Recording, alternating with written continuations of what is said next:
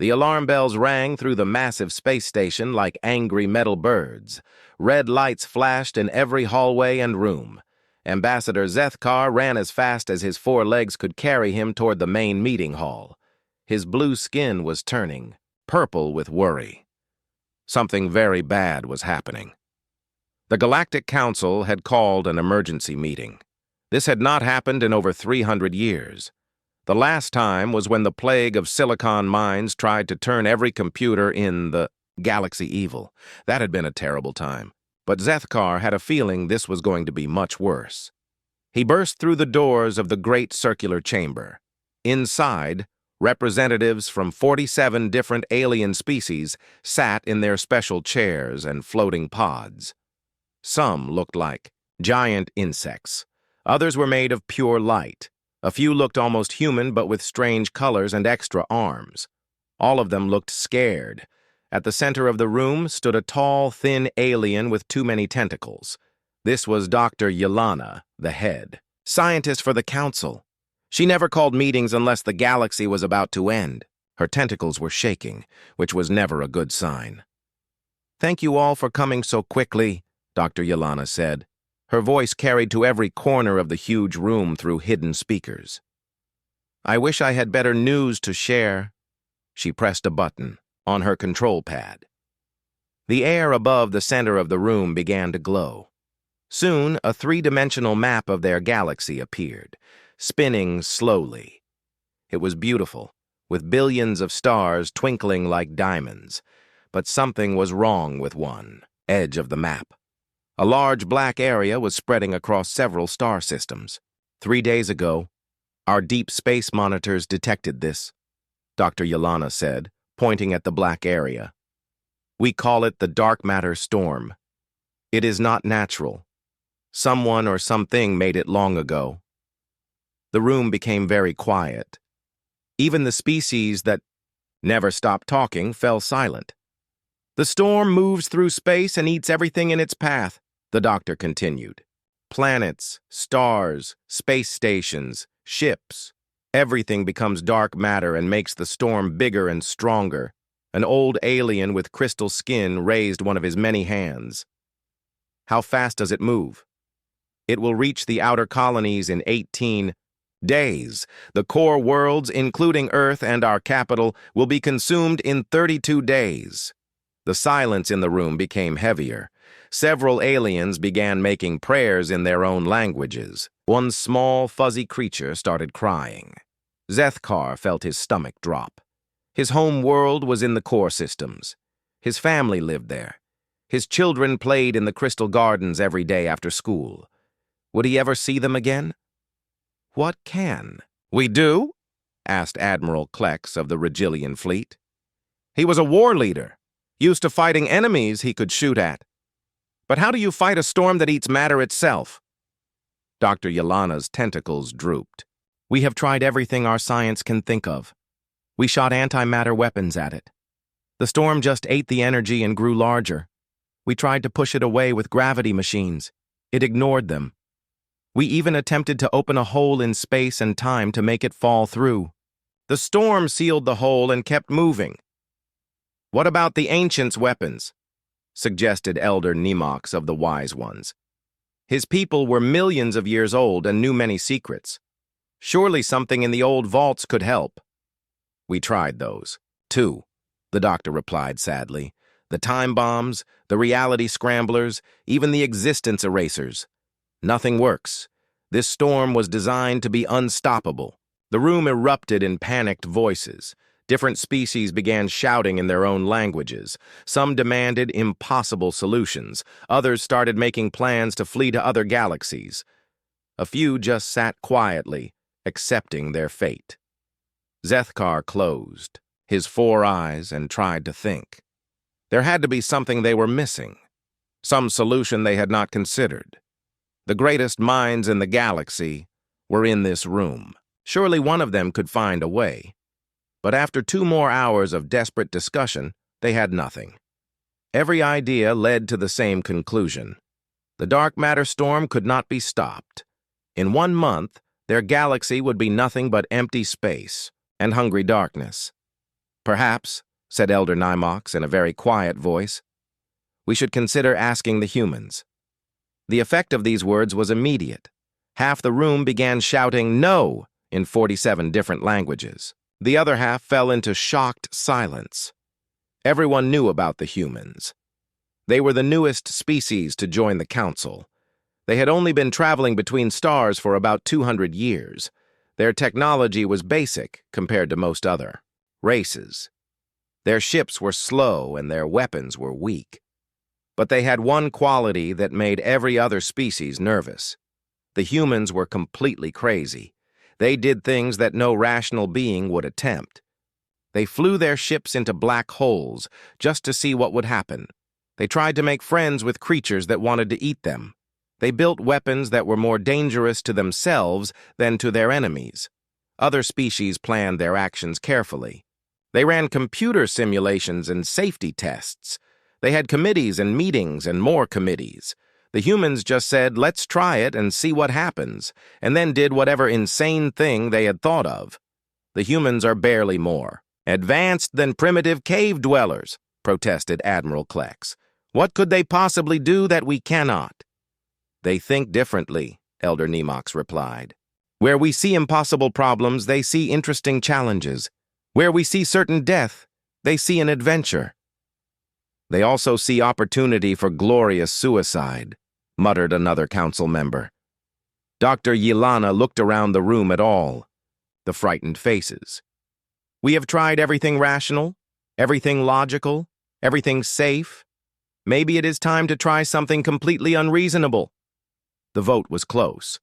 24 species voted to contact the humans. 23 voted against it. But it was enough. As the meeting ended and the various aliens began filing out, Zethkar remained in his seat. He thought about his children playing in the crystal gardens. He thought about the dark matter storm eating everything he loved. Maybe the humans really could help. Or maybe they would just find a more interesting way for everyone to die. Either way, it would certainly not be boring. The human ship arrived exactly on time, which surprised everyone. Most species expected humans to be late, early, or to show up on the wrong day entirely. The ship itself was not what the council members expected either. Most alien vessels were. Smooth and elegant, designed by committees of engineers who spent decades perfecting every curve. The human ship looked like someone had welded together spare parts from a junkyard and then painted it bright yellow. Large black letters on the side spelled out UES Reckless Abandon.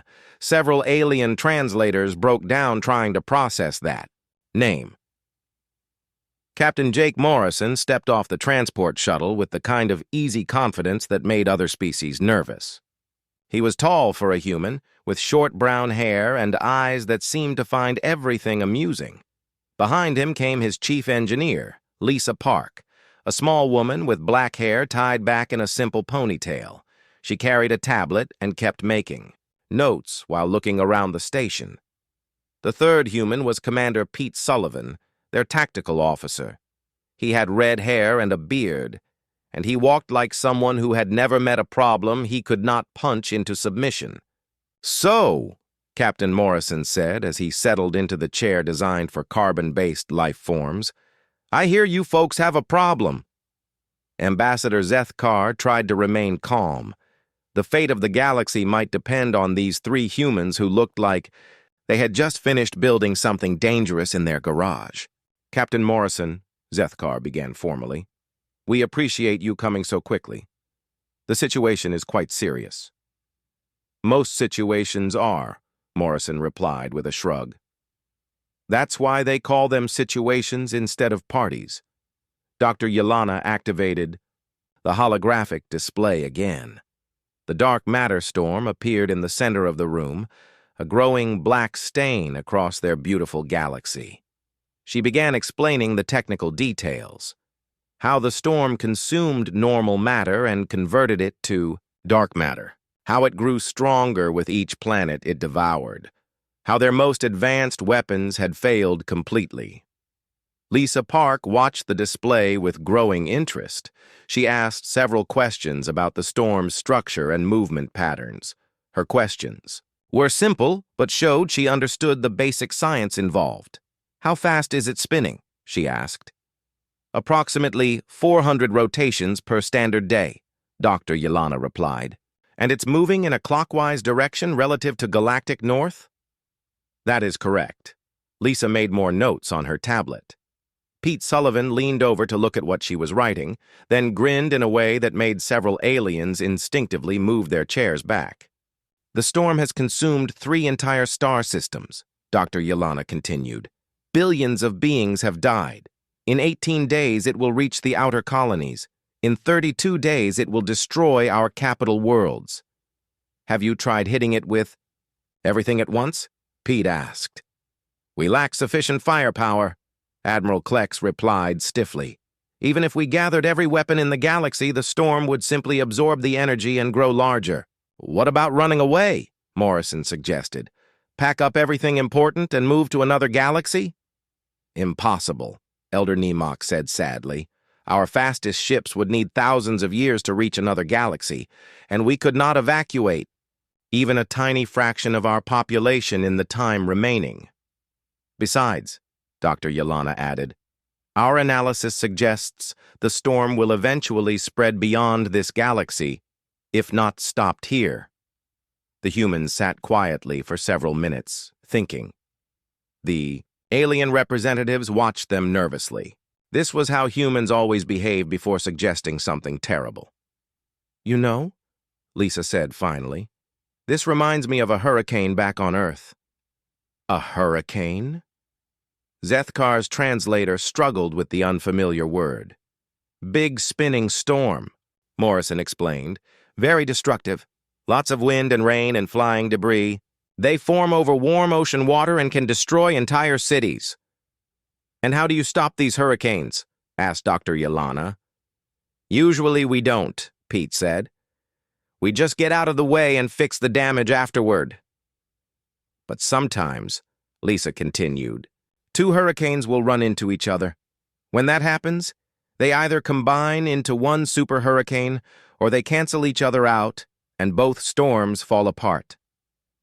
The room fell silent. Every alien present was beginning to understand where this conversation was heading, and none of them liked it. "You are suggesting we create another dark matter storm," Zethkar said slowly.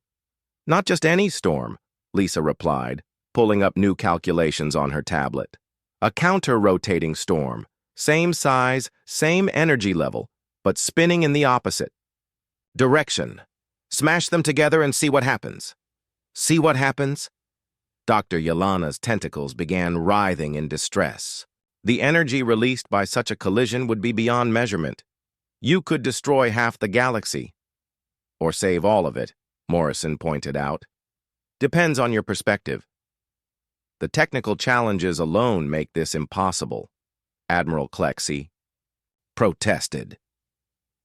"Creating artificial dark matter requires energy levels that would drain entire star systems. Even if you succeeded, how would you control such a storm? How would you guide it to the right place at the right time?" Lisa and Morrison exchanged glances. Pete started grinning again. "Well," Morrison said, "that's where things get interesting. See? Lisa figured out that if we use our ship's quantum drives as the seed point for the artificial storm." "You want to pilot your ship into the center of an artificial dark matter storm?" Zethkar felt his 4 eyes beginning to spin in different directions. "Someone has to steer," Lisa said matter-of-factly. "And humans are really good at driving things that probably should not be driven." "This is madness," declared Admiral Klex. "Pure madness." "Sure," Pete agreed cheerfully. "But it's madness with a plan." "What is the probability of success?" asked Elder Nymox. Lisa consulted her tablet. "According to my calculations, somewhere between 15 and 30%. And the probability of making everything much worse? About the same." "What about the probability of total catastrophic failure, resulting in the immediate destruction of everything?" Well, Lisa said thoughtfully, that's probably around 40%. The alien representatives began making distressed noises in 47 different languages. Several of them started praying to their various gods. One small creature fainted and fell off its chair. "Look," Morrison said, raising his hands for quiet. "I know this sounds crazy, but think about it logically. Right now, you have a 100% chance of everyone dying horribly in 32 days. We're offering to change those odds to maybe 60%. That is not much better, Zethkar pointed out. It's 40% better, Pete corrected. That's almost half. Besides, Lisa added, there's always the chance we'll get lucky. Humans are really good at getting lucky. Dr. Yelena looked around the room at the faces of her colleagues. Some were horrified. Others seemed resigned. A few actually looked hopeful for the first time in days. If we were to consider this plan, she said carefully, what would you need? 6 antimatter generation plants? Lisa replied promptly. Every piece of dark matter research in the galaxy. Access to your quantum shipyards. And about 300 volunteers who don't mind probably dying in space. 300 volunteers for what? To help build and operate the storm generators. This is definitely not a one-ship job. And you believe you can find 300 beings willing to participate in this suicide mission? Morrison grinned. Doc, you'd be amazed how many humans volunteer for suicide missions. We call them adventures, and people line up to join. The A vote took 6 hours and required 3 recounts. In the end, 26 species voted to support the human plan. 21 voted against it. The motion passed by the smallest margin in council history. As the meeting ended and plans began forming for the most dangerous construction project ever attempted, Zethkar found himself wondering if they were making the right choice. Then he remembered his children playing in the Crystal Gardens and decided that even a small chance was better than no chance at all. The humans were crazy, but maybe crazy was exactly what the galaxy needed. The construction site looked like the galaxy's most dangerous science experiment had exploded and then decided to keep going anyway. Ships from dozens of different species hung in space around the massive framework that was slowly taking shape. In the Kepler Nebula. Lisa Park floated in her spacesuit outside the main assembly, checking connections on what she cheerfully called the universe's biggest trouble magnet. The device was supposed to generate artificial dark matter in quantities that had never been attempted before. Most of the alien engineers who saw the plans immediately requested transfers to safer jobs, like testing black hole diving equipment. How? Are we looking out there, Lisa? Captain Morrison's voice crackled through her helmet radio. Well, the good news is that nothing has exploded yet, she replied, tightening a bolt that was glowing with energy that probably should not exist. The bad news is that I'm pretty sure this thing violates at least 12 laws of physics. Only 12? You're getting conservative in your old age.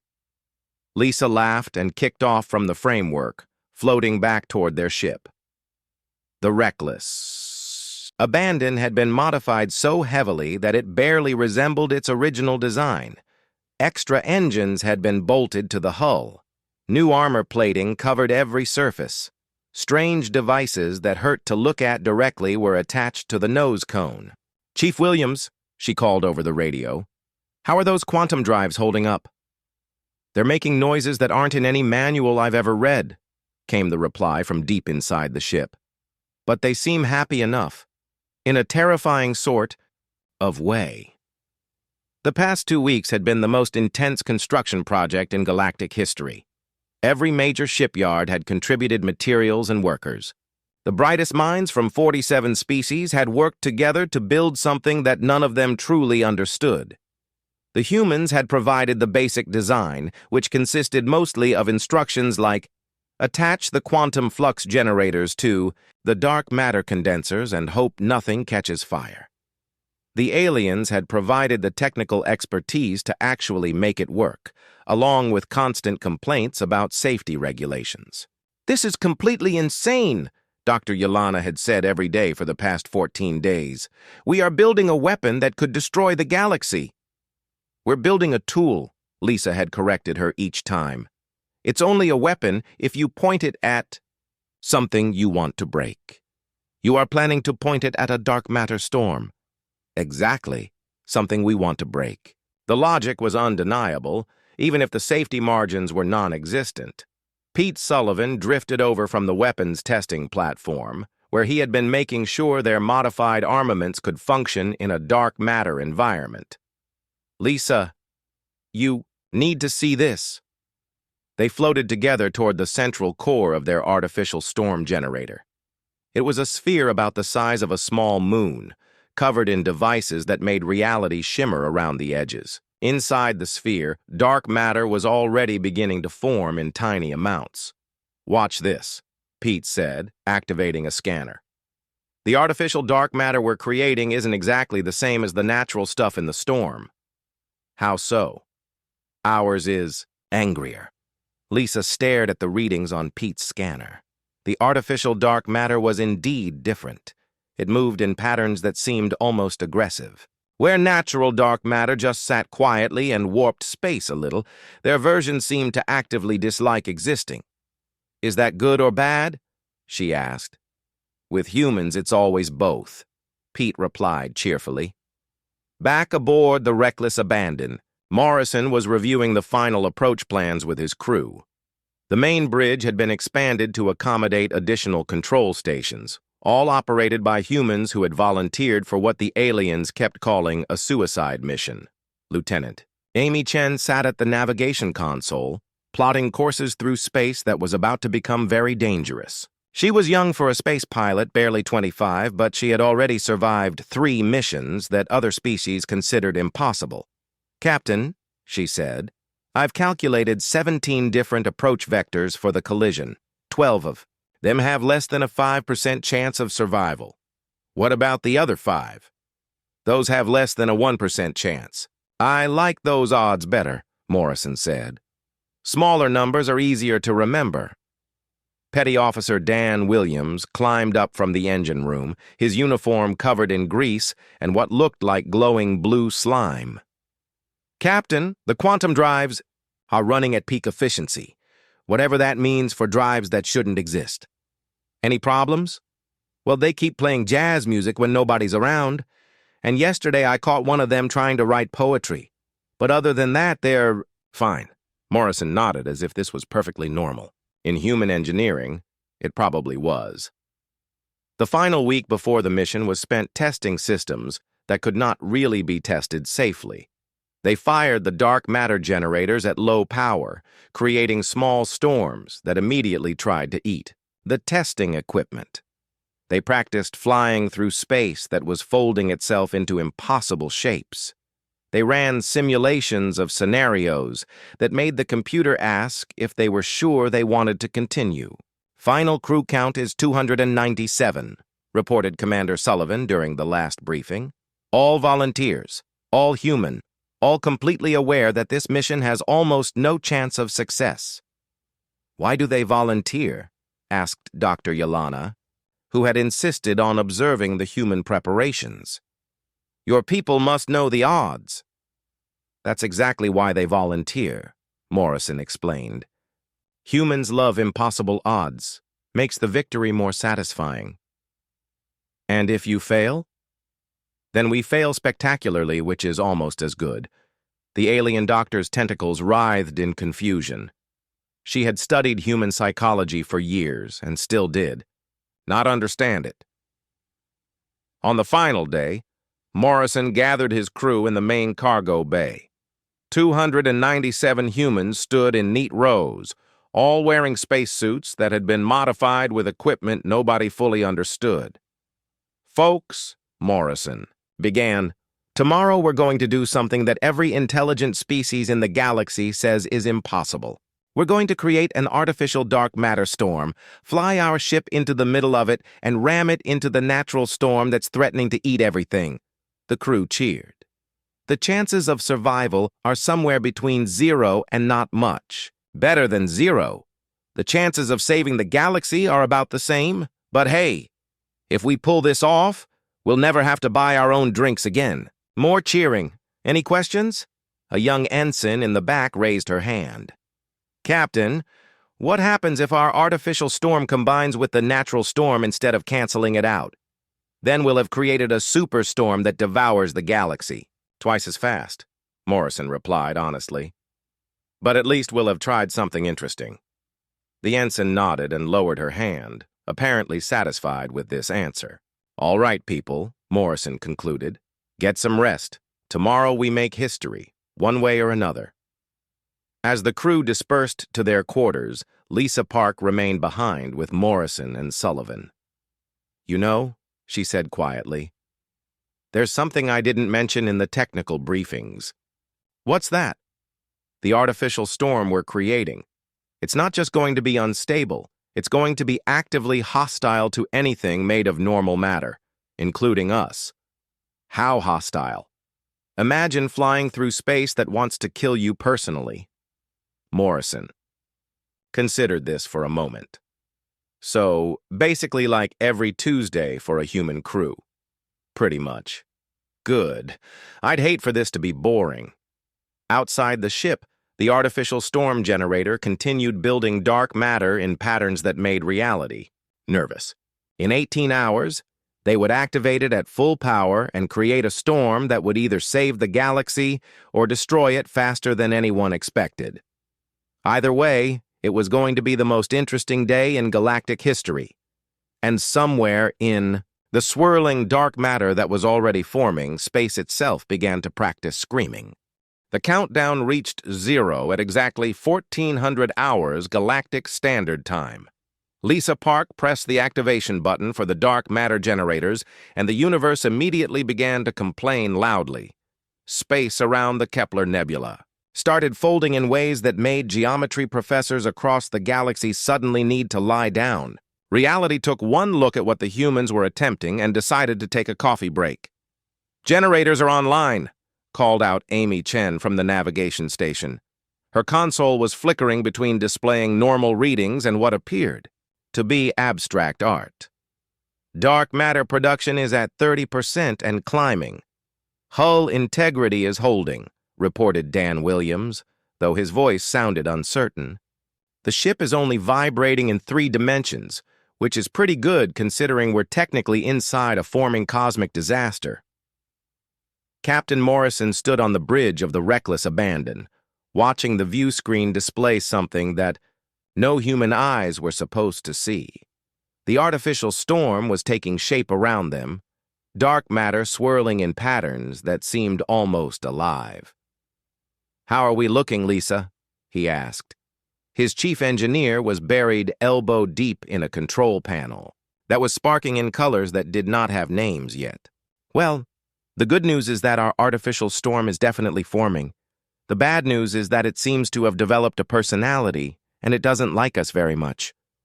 "What kind of personality?" "Angry, hungry, and possibly musical. I keep hearing what sounds like opera singing in the quantum frequencies." Outside the ship, the artificial dark matter storm continued to grow. It spun counterclockwise to the approaching natural storm, just as Lisa had calculated. But it was also doing things that had not been in any of her equations. Tentacles of dark energy reached out from the storm's center, grasping at nearby asteroids and converting them into more dark matter. "Natural storm is 2 hours out," Amy reported. "Both storms are now visible on long-range sensors." The alien fleet maintaining what they hoped was a safe distance had moved even further away. Several ships had simply jumped to other star systems entirely, preferring to receive news of the experiment's results from a safer location. "This is Ambassador Zethkar," came a voice over the communications system. "Captain Morrison, are you still alive in there?" "Still breathing," Morrison replied cheerfully, "though I'm not entirely sure what we're breathing at this point. The air recycling system says our atmosphere is now 40% normal air and 60% unknown, but probably safe." "What is your status?" "Everything is going according to plan," which is to say nothing is going according to plan, but that was the plan all along. On the bridge, warning lights had given up trying to indicate specific problems and were now just flashing randomly in what might have been Morse code for "help me." The main computer had started speaking in ancient Sumerian, and the coffee machine was dispensing what appeared to be liquid starlight. 30 minutes to collision, Amy announced. Both storms are approaching optimal intersection coordinates. How? Are the quantum drives holding up, Chief? Morrison asked. They've started arguing with each other, Dan replied from the engine room. Drive 1 wants to go faster, Drive 2 thinks we should turn around and go home, and Drive 3 keeps insisting that none of this is really happening. Which one is winning? Drive 4, who wasn't part of the argument but decided to join. In anyway. Morrison nodded, as if this made perfect sense.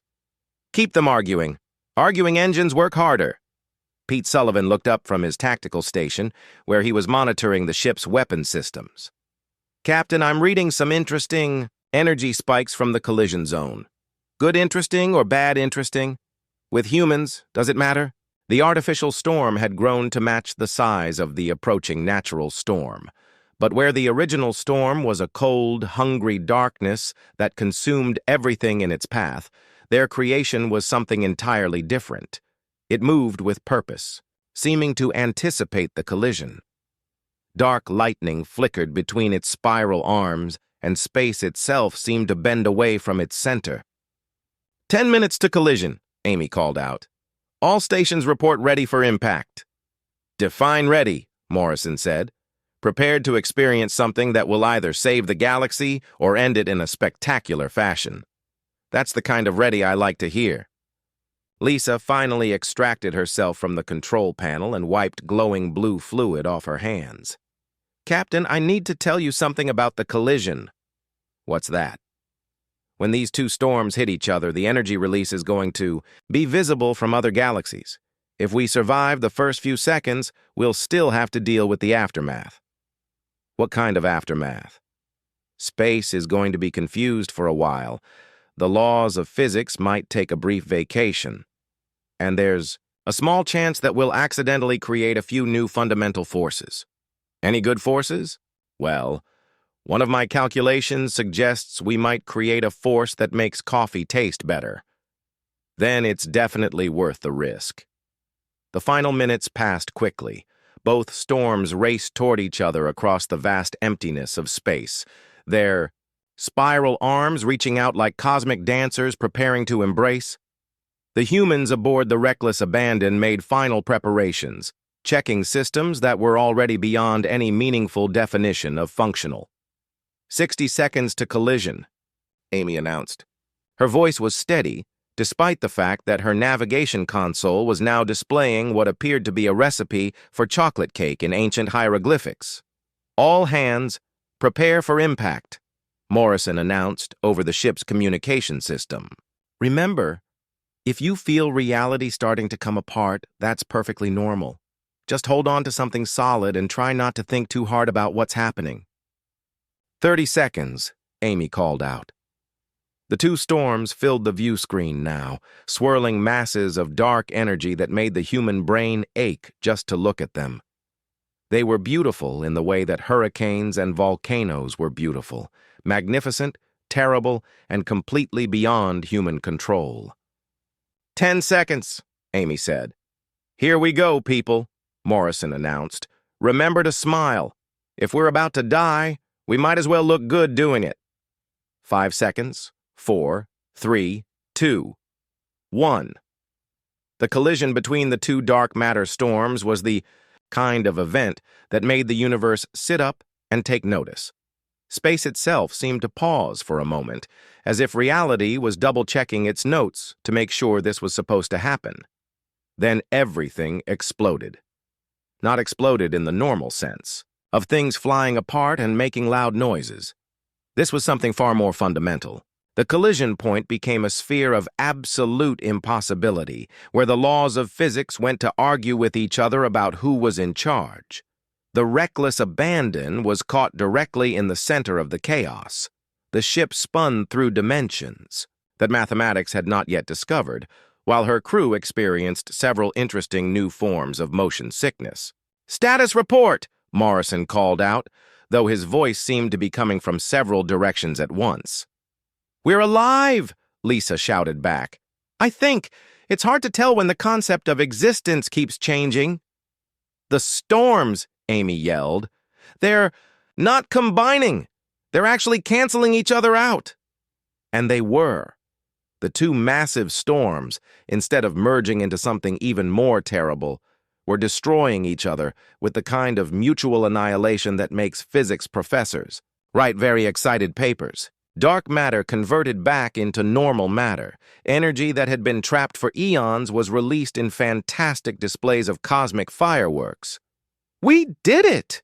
Pete laughed, though he was currently experiencing laughter in 4 dimensions simultaneously. "We actually did it!" The aftermath of the collision lasted for 17 minutes, during which time the crew of the reckless Abandon experienced several phenomena that would require entirely new words to describe properly. But when the chaos finally settled, they found themselves floating in normal space, surrounded by the kind of beautiful stellar nursery that forms when cosmic disasters decide to have a happy ending. The dark matter storm was gone. Both storms were gone. In their place was a region of space that sparkled with newborn stars and sang with the kind of cosmic music that makes poets weep. "Captain," Amy said quietly, "we're getting messages from the Council fleet. Put them through."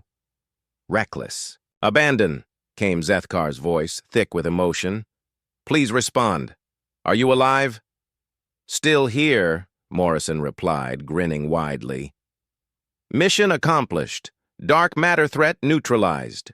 The cheering from the alien fleet could be heard across the communication channels. 47 different species were celebrating in 47 different ways, all of them expressing the same basic sentiment, relief that they were still alive.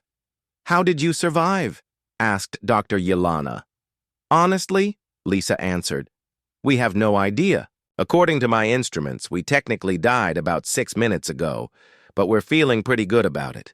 And across the galaxy, on millions of worlds, billions of beings looked up at the stars and realized they were going to live to see another day. All because 300 humans had decided that impossible problems just needed creative solutions. 3 months after the collision, Captain Jake Morrison sat in his office aboard the newly renamed UES Probably Fine, reading reports that made his head hurt. The ship had been renamed after their original vessel developed some unusual properties, following their encounter with the dark matter storms. The reckless Abandon still existed, technically, but it now had a tendency to phase between dimensions when nobody was looking. It also occasionally played jazz music from speakers that were not there, and the coffee machine had started dispensing beverages from parallel universes. Some of them were actually quite good. "Captain?" Lisa Park called from the engineering section. "You need to see this." Morrison made his way down to the engine room, where Lisa was studying readouts from their quantum drives.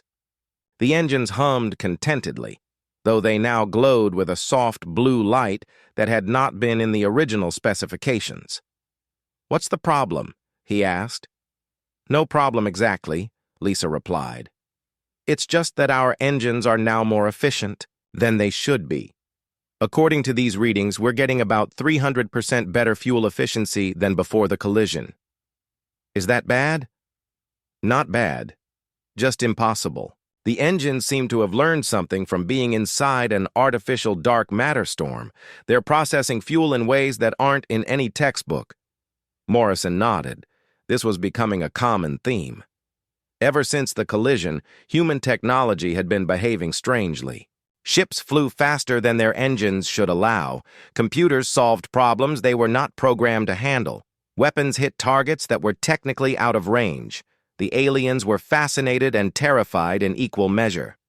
"Captain Morrison," came a voice over the communication system, "you have an incoming message from the Galactic Council." Morrison made his way back to the bridge, where the main view screen showed Ambassador Zethkar sitting at his desk on the council station.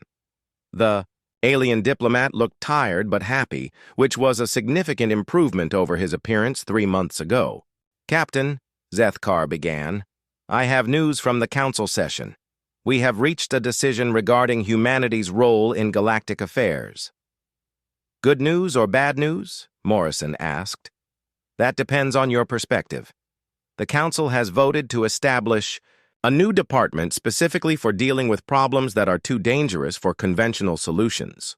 Morrison grinned. Let me guess. You want us to run it. The department will be called Human Solutions Division. Your mandate will be to handle situations that require what the council diplomatically terms alternative approaches. You mean the kind of problems that make normal people run away screaming? Precisely. Morrison looked around at his crew. Amy Chen was at her navigation station, plotting courses through space that still occasionally forgot which direction was up. Pete Sullivan was cleaning weapons that now shot bullets made of compressed possibility. Dan Williams was in the engine room, arguing with quantum drives that had developed opinions about music. We accept, Morrison said. I was hoping you would say that, Zethkar replied, because we already have your first official assignment. A new image appeared on the screen. It showed a star system on the edge of the galaxy, where something large and dark was emerging from what appeared to be a crack in space itself. Ancient devourer ships, Zethkar explained. They have been sleeping for over 1,000,000 years. Something has awakened them, and they are beginning to move toward inhabited systems. How big are these ships? Amy asked. Each one is approximately the size of a small moon. They consume planets to fuel themselves. Our military analysts estimate that conventional weapons would be completely ineffective. And you want us to deal with them? Morrison asked. The council's exact words were, send the humans before these things eat everything. Morrison looked at his crew again. They were all smiling in the way that made other species nervous. It was the expression humans got when they saw a problem that was supposed to be impossible to solve. How many ships are we talking about? Lisa asked. Current count is 17, but more may emerge as they continue to wake up. 17 moon-sized ships that eat planets, Morrison mused. That's a good start. What's the timeline? They will, reach the first inhabited system in approximately 6 weeks. Plenty of time, Pete said cheerfully. We can probably think of something completely insane by then. Captain, Dr. Yelana's voice joined the conversation as her image appeared alongside Zethkar's.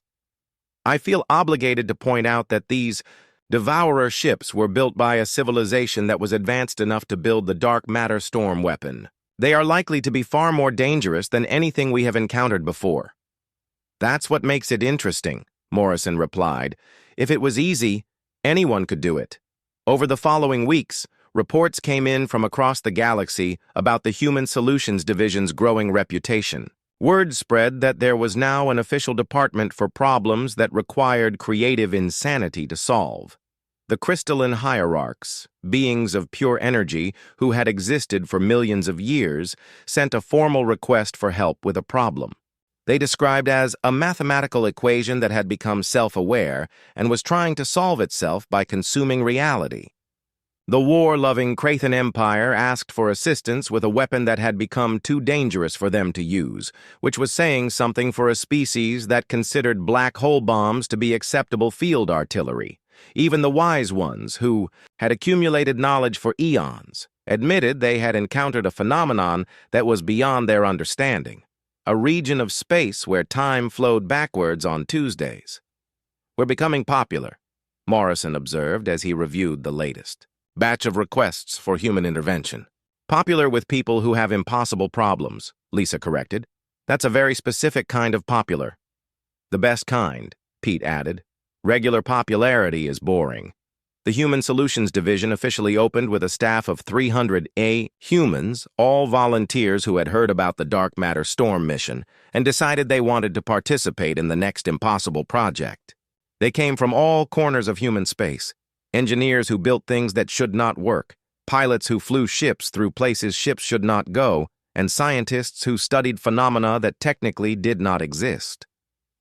Their headquarters was established on a space station in the Kepler Nebula, built on the site where they had created the artificial dark matter storm. The region still showed unusual properties from the collision, making it an ideal location for testing things that made normal space nervous. The station's motto suggested, by Lisa Park and approved over the objections of 46 alien species, was painted in large letters across the main docking bay. Hold our beer. Captain, Amy reported as they prepared to depart for their first official mission against the Devourer ships. We're receiving transmission from Earth.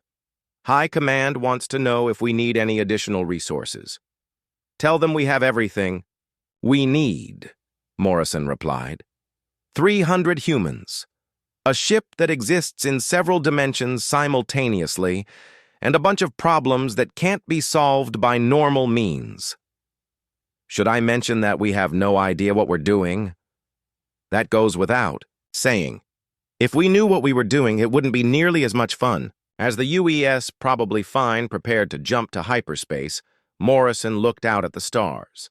Somewhere out there, 17 ancient ships the size of moons were waking up after 1,000,000 years of sleep, ready to consume planets and destroy civilizations. Most species would see this as a terrifying threat requiring careful planning and overwhelming force. Humans saw it as Tuesday. All stations report ready for departure, Amy announced. Take us out, Morrison ordered. Let's go solve another impossible problem. The ship vanished into hyperspace with a flash of blue light and the faint sound of jazz music. Behind them, the Kepler Nebula sparkled with newborn stars, a reminder that sometimes the best solutions to cosmic disasters came from people crazy enough to try. And across the galaxy, on worlds threatened by ancient horrors and impossible phenomena, beings looked to the stars and whispered the same hopeful phrase, "Send the humans." Because when reality needed saving, there was only one species crazy enough to volunteer for the job. They called themselves the Human Solutions Division, but everyone else knew them by their unofficial motto. Hold our beer. We've got this. It was probably the most terrifying and reassuring promise in galactic history. The ancient Devourer ships would learn this lesson soon enough, along with every other impossible threat that thought it could consume, destroy, or conquer its way across the galaxy without encountering the one force that cosmic horrors truly feared. Humans with a plan and absolutely no sense of self-preservation. The galaxy was in good hands, completely insane hands, but good hands nonetheless.